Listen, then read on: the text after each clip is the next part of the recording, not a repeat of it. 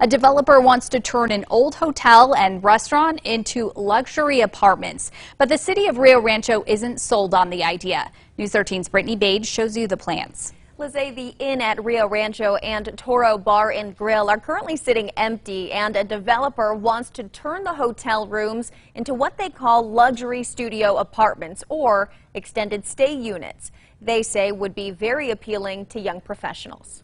I think it's going to draw a tremendous amount of the workforce from that area, from Intel all the way to Russ Medical, to devour these suites. Tyler GERARD with 528 Development wants to renovate the large property at 528 and Sarah Road into 106 apartment units and get a new local restaurant into the shuttered Toro Bar and Grill space. There would be 9 different styles of rooms, and rent would cost anywhere between $750 and $1,500.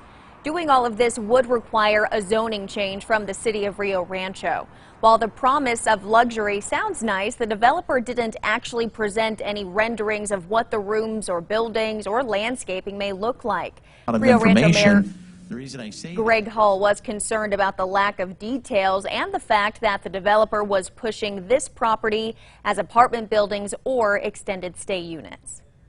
And I guess I'll just come right out and say it, is this going to be like, you know, like a flop house or a stopover for people that becomes even a higher magnet or attractor for crime? Mayor Hull was also hesitant to convert commercial property into a residential area because he says Rio Rancho does not have enough commercial property as it is. In the end, Mayor Hull and the council decided to table this proposal during last week's city council meeting. They plan on meeting again to discuss the zoning change at the end of this month. Lizzie, back to you. Okay, Brittany. Developers would also like to put in a coffee shop and other retail shops. The Inn at Rio Rancho was built in 1967, originally called the Panorama Inn.